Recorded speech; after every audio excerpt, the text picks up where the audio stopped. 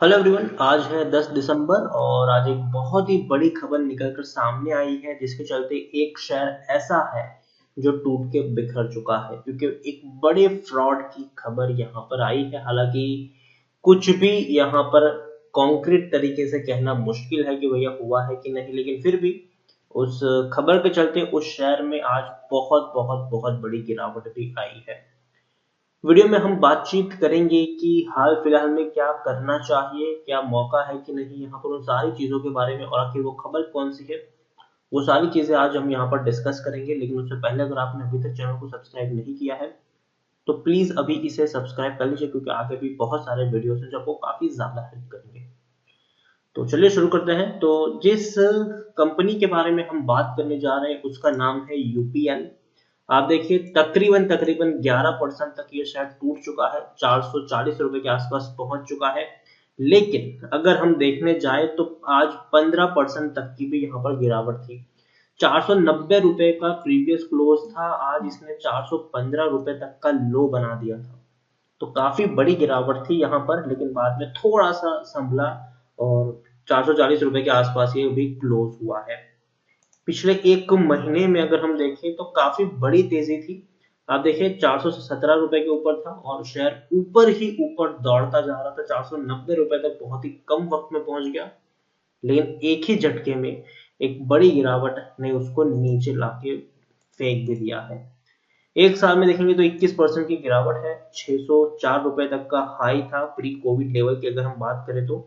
Covid की वजह से 250 रुपए तक शेयर टूटा, लेकिन उसके बाद जो रैली थी वो बहुत ही शानदार थी जो इसको तकरीबन 540 रुपए तक लेके गई। दोबारा गिरावट यहाँ पर हमें देखने को मिली, फिर तेजी आई, अब फिर यहाँ पर गिरावट का दौर बन रहा है।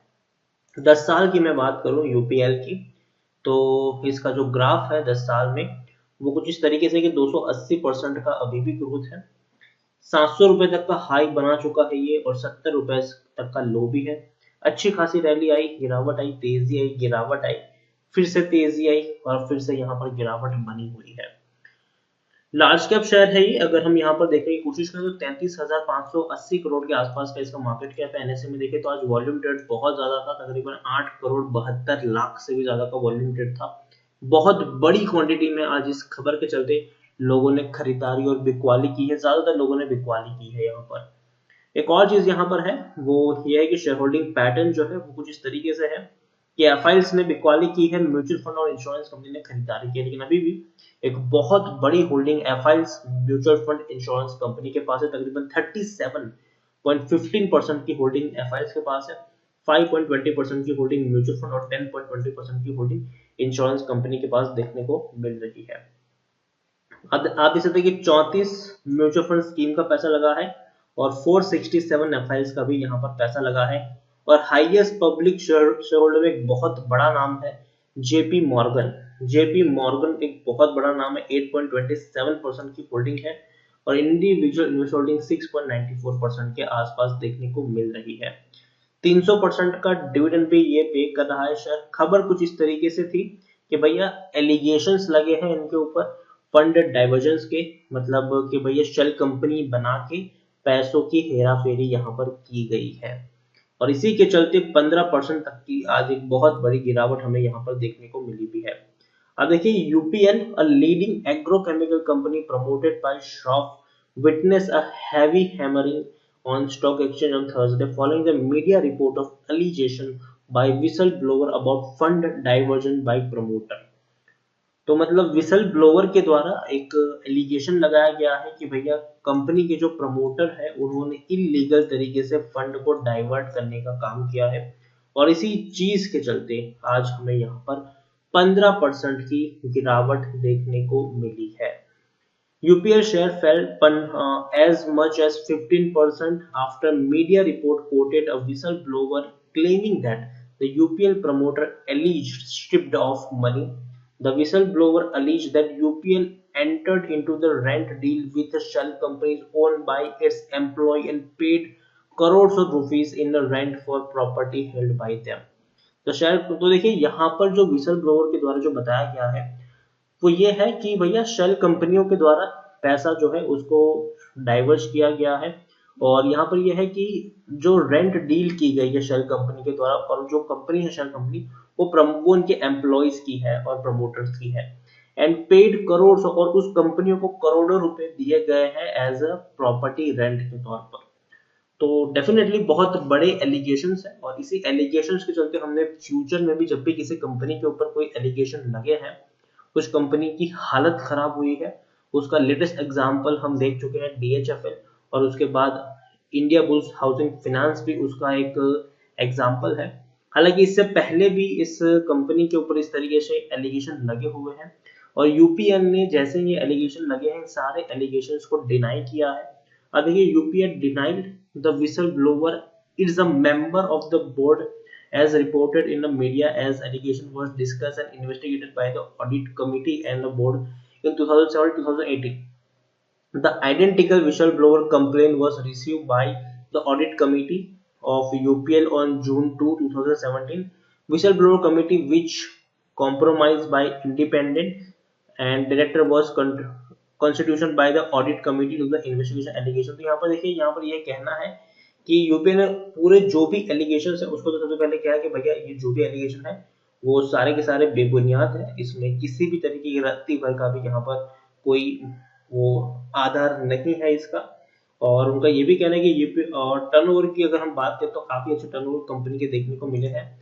तो देखिए, एलिगेशंस अगर प्रूव होते हैं तो डेफिनेटली कंपनी एक बहुत बड़ी ट्रबल में फंस सकती है, लेकिन अगर प्रूव नहीं होते हैं तो डेफिनेटली कंपनी वापस से बैक ऑफ कर जाएगी, मतलब ट्रेंड में आ जाएगी और अच्छे खासे प्राइस पर ट्रेड करते हुए देखने की दोबारा भी मिल जाएगी। टेक्निकल रेटिंग अभी न्यूट्रल है, और डेफिनेटली जब तक सिचुएशन क्लियर नहीं होती कोई नहीं चाहेगा कि ऐसी कंपनी में पैसा लगाए जिसके ऊपर फ्रॉड के आरोप लगे हैं, एलिगेशंस लगे हैं। According to Moneycontrol user 73% लोग खरीदने की सलाह दे रहे हैं, 24% लोग बेचने की बात कर, 3% लोग होल्ड करने की सलाह दे रहे हैं। और सारे ब्रोकरेज फर्म्स आपको यहाँ पर सिर्फ और सिर्फ खरीदने की सलाह दे रहे हैं। सबसे पहले हम बात करेंगे शेर खान की।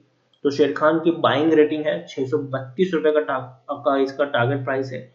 जियोजीत की भी बाइंग रेटिंग है और 530 रुपए का टारगेट प्राइस है। केआर चौकसी की बाइंग रेटिंग है 622 रुपए का टारगेट प्राइस है। डोलट कैपिटल की बाइंग रेटिंग है 621 का टारगेट प्राइस है। प्रभुदास लीलाधर की बाइंग रेटिंग है 606 रुपए का टारगेट प्राइस है। और अगेन शेर खान 632 रुपए का टारगेट प्राइस हमें देखने को मिल रहा है। लेकिन ये जो शेर खान का टारगेट प्राइस लेटेस्ट है 7 दिसंबर का है, बाकी सबके जो टारगेट है वो नवंबर महीने के हैं। उसके अलावा एक और चीज अगर मैं आपको यहाँ पर दिखाने की कोशिश करूं तो कंपनी का रेवेन्यू, अच्छा रेवेन्यू है करो, और आप देख सकते हैं कि मार्च 2020 में 11,140 करोड़ का इनका रेवेन्यू था। इसके बाद जून में 7,832 करोड़, उससे पहले उसके बाद सितंबर 2020 में जो रिसेंट क्वार्टर था उसमें 8,940 करोड़ तक के रेवेन्यू थे। अब बात करेंगे नेट प्रॉफिट की, तो हालांकि डेफिनेटली अक्टूबर महीने में दिसंबर 2019 में सबसे ज्यादा प्रॉफिट था 840 करोड़ का, बाद में वो कम हुआ है। लेटेस्ट जो प्रॉफिट है वो तकरीबन 540-545 करोड़ का इनको प्रॉफिट हुआ, लेकिन फिर भी एक डिसेंट प्रॉफिट हम इसको जरूर कह सकते हैं। शेयर होल्डिंग पैटर्न में प्रमोटर के पास 27.88% की होल्डिंग है। एफआईएल्स के पास सबसे ज्यादा होल्डिंग है 37.15% की। उसके बाद पब्लिक होल्डिंग है तकरीबन 18.74, उसके बाद डीआरएस के पास 16.24% की होल्डिंग देखने को मिल रही है।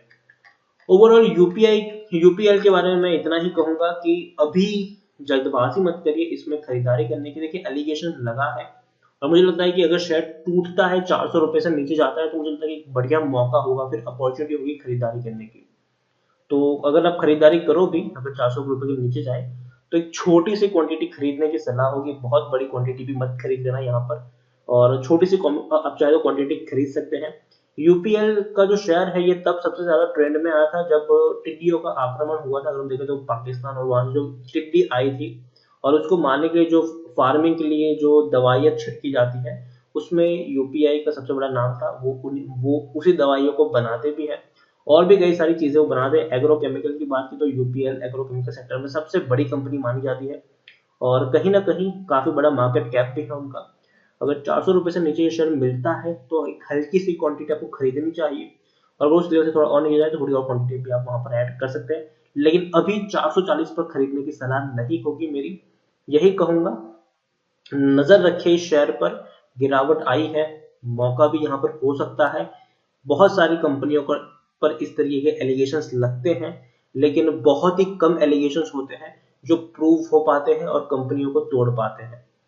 100 में से मुश्किल से 1-2 ही एलिगेशंस ऐसे होते हैं जो प्रूव हो पाते हैं और जिससे कंपनी बर्बाद होती है। ज्यादातर एलिगेशंस डेफिनेटली उतने ज्यादा इफेक्ट नहीं करते, बाद में वो शेयर ऊपर उससे आ ही जाता है। तो अगर मैं कहूँ, अगर 400 रुपए से नीचे जाता है और मान लीजिए आपको 100 शेयर खरीदने हैं तो 25 शेयर खरीद सकते हैं। 400 से नीचे जाए तो फिर वेट करें थोड़ी और, अगर क्रैक आए तो थोड़ी क्वांटिटी आप दोबारा से भी ऐड यहाँ पर कर सकते हैं। फंडामेंटली यूपीएल मुझे स्ट्रॉन्ग शेयर लगता है, दिक्कत की बात नहीं है। अगर जो एलिगेशंस लगे हैं इनके ऊपर, वो मुझे लगता है कि अगर साबित नहीं हो पाए तो दोबारा आपको 600 रुपए के टारगेट पे दोबारा से देखने को मिल सकता है। लेकिन शॉर्ट टर्म में डेफिनेटली गिरावट बनेगी और ये गिरावट में बाइंग की अपॉर्चुनिटी भी काफी सारी यहाँ पर देखने को मिल सकती है। तो नजर रखिए इस शेयर पर, और इसी के साथ वीडियो को एंड करूंगा। वीडियो पसंद आया हो तो प्लीज लाइक कर शेयर करें। चैनल पर पहली बार है तो प्लीज सब्सक्राइब करें। यूपीएल लिमिटेड के बारे में आप क्या सोचते हैं वो भी आप मुझे कमेंट में लिखकर बता सकते हैं। Thank you.